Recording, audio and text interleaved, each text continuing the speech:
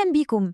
كلنا تقريبا بنستخدم ويندوز بشكل يومي، بس الحقيقة إن جوه نظام التشغيل ده مستخبي كنوز. والله أدوات قوية جدا ممكن توفر علينا وقت ومجهود مش طبيعي لو بس عرفنا مكانها. في الشرح ده هنفتح مع بعض الصندوق السري ده ونكتشف أدوات هتنقل أي حد فينا من مستخدم عادي لمستخدم محترف وفاهم هو بيعمل إيه. عارفين إحساس التوهان ده لما تكون عايز توصل لإعداد معين وتلاقي نفسك غرقت وسط قوايم ملهاش آخر في ويندوز؟ طبعا كلنا مرينا بالموقف ده. طب إيه رأيكم لو قلتلكم إن في طريق مختصر يوصلكم لأي حاجة عايزينها في ثانية؟ بالظبط، هو ده اللي بنتكلم عليه. في حاجة نقدر نسميها المفتاح الرئيسي لويندوز، الماستر كي. ده البوابة بتاعتنا لكل الأدوات الخارقة اللي هنشوفها النهاردة. مجرد اختصار بسيط على الكيبورد هيفتح لنا عالم تاني خالص. طيب إزاي نستخدم المفتاح ده؟ الموضوع أبسط من البساطة. بصوا الخطوات سهلة جدا. أول حاجة هندوس على زرار الويندوز وحرف R في نفس الوقت. هيطلع لنا المربع الصغير ده اسمه Run. جواه هنكتب الأمر اللي احنا عايزينه وندوس Enter. بس خلاص كده احنا معانا المفتاح اللي بيفتح أي باب في ويندوز. يلا بينا نفتح أول باب. طيب، أول مجموعة أدوات معانا هتخلينا نعرف كل حاجة عن جهازنا في ثواني. ساعات بنبقى محتاجين معلومة سريعة عن الكمبيوتر من غير ما ندوخ في الإعدادات. الأدوات دي معمولة عشان كده بالظبط. عندنا أمرين صغيرين بس مفعولهم زي السحر. الأول هو وينفر. بمجرد ما نكتبه وندوس انتر هتطلع شاشة صغيرة تقول لنا بالظبط نسخة الويندوز بتاعتنا ورقم البيلد كمان. التاني هو هوست نيم. ده بقى بيطلع لنا اسم الكمبيوتر على الشبكة على طول. ودي معلومة مهمة جدا، بالذات لو بنوصل أجهزة ببعض أو لو بنكلم الدعم الفني وبيسألونا عنه. بس لو المعلومات السريعة دي مش كفاية وعايزين نغوص في تفاصيل التفاصيل، يبقى جه وقت الأداة الأقوى MSI Info 32. دي مش مجرد معلومة، دي موسوعة كاملة عن جهازنا. أول ما نفتح MS Info 32 هنلاقي تقرير شامل بنتكلم عن ملخص كامل للهاردوير، حجم الرامات بالظبط، كل تفاصيل كارت الشاشة، حرفياً أي معلومة عن أي قطعة في الجهاز هنلاقيها هنا. يعني قبل ما نفكر نشتري رامات جديدة أو نحدث كارت الشاشة، دي أول حاجة لازم نبص عليها عشان نتأكد إنه كل حاجة هتركب صح. تمام؟ عرفنا إزاي نجيب معلومات. دلوقتي بقى ندخل على أدوات الإدارة، الأدوات اللي بتدينا تحكم كامل في الجهاز، من مساحة التخزين للهاردوير وكل الأجهزة اللي متوصلة. وشوية من الأدوات دي على فكرة بتبقى محتاجة صلاحيات أدمنستريتور عشان تشتغل بكامل قوتها. بصوا على الجدول ده كده، كل أمر هنا بيحل مشكلة كلنا بنقابلها. الجهاز بقى بطيء والهارد قرب يتملي، الحل السريع هو Clean MGR. اشترينا هارد جديد وعايزين نقسمه أو حتى نفرمت فلاشة، الأمر هو diskmgmt.msc. طيب في جهاز وصلناه ومش بيشتغل كويس زي طبعة أو ماوس، نفتح devmgmt.msc فوراً عشان نشوف تعريفاته ونحدثها.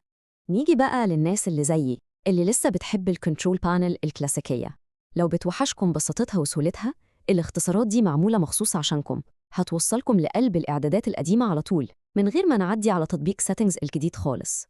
الموضوع كله هنا في السرعة. عايزين تفتحوا الكنترول بانل نفسها، اكتبوا كنترول. عايزين تمسحوا برنامج معين، appwiz.cpl هيوديكم على قائمة البرامج فوراً. محتاجين تغيروا إعدادات كارت النت، ncpa.cpl هيفتح لكم الشاشة دي على طول. و mmss.cpl ده بقى كنز بجد، بيفتح إعدادات الصوت عشان نغير بين السماعات أو المايك في أقل من ثانيتين.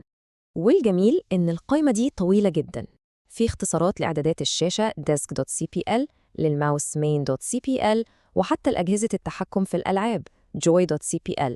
تقريباً كل شاشة إعدادات ليها اختصار مباشر بيوفر علينا وقت كبير. طيب ندخل بقى على مجموعة الأدوات الذكية. دي مش مجرد اختصارات، دي برامج صغيرة عبقرية بتحل مشاكل معينة بطرق ممكن تكون عمرها ما جت على بالنا. عندنا هنا أداتين استخدامهم غريب شوية بس مفيد جداً. الأولى Char Map، دي بتفتح لنا خريطة الرموز، يعني لو محتاجين نكتب رمز مش موجود على الكيبورد زي علامة C بتاعت حقوق النشر، هنلاقيه هنا ونقدر نعمله كوبي. التانية بقى Tree، وده أمر بسيط بس عبقري. لو عندنا فولدر زحمة ومليان فولدرات تانية جواه، الأمر ده بيرسم لنا الشجرة بتوضح لنا الهيكل بتاع الفولدر ده بالكامل. طيب سؤال بيحصل معانا كلنا لما نقابلنا مشكلة في الكمبيوتر وعايزين حد يساعدنا، إزاي ممكن نشرح المشكلة دي بالتفصيل؟ ساعات الكلام لوحده مش بيكون كفاية أبداً. الإجابة بقى في أداة بصراحة من أروع الأدوات اللي ممكن تكون مخفية في ويندوز، PSR. الأداة دي بتعمل إيه؟ بتسجل كل حاجة بنعملها على الشاشة بالصور. يعني بنشغلها وندوس Start Record وبعدين نعمل الخطوات اللي بتسبب المشكلة، ومع كل دوسة ماوس هي بتاخد سكرين شوت. لما نخلص بتعمل لنا ملف كامل فيه كل الخطوات بالصور وبالترتيب. نبعت الملف ده لأي حد بتاع دعم فني وهو هيفهم المشكلة كأنه كان قاعد جنبنا. أداة عبقرية فعلا. خلاص قربنا نخلص، فاضل خدعتين صغيرين بس مهمين جدا، واحدة لتشخيص مشاكل كارت الشاشة والتانية للتحكم في شاشات العرض.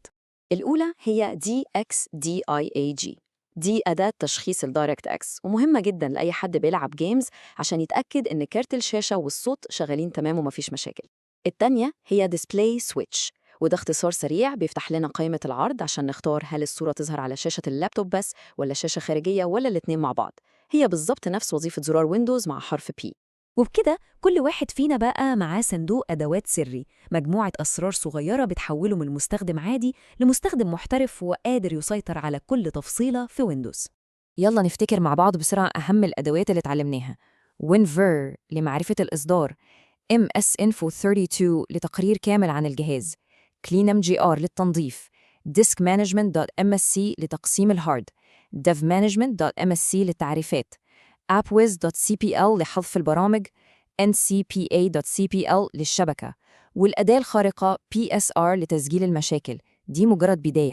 ودلوقتي السؤال ليكم، بعد ما كشفنا كل الأسرار دي، إيه هي أول أداة متحمسين تجربوها؟ اختياركم للأداة دي هو أول خطوة ليكم في عالم مستخدمي ويندوز المحترفين.